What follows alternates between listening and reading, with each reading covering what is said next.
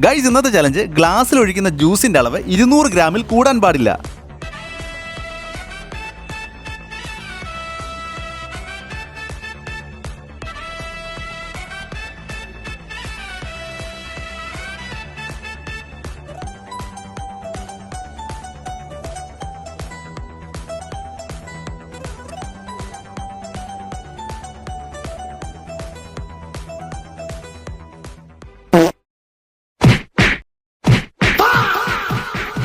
ഇതെന്തോ മുടിയാണ്? തനിക്ക് മുടി വെച്ചിട്ടുണ്ടോ?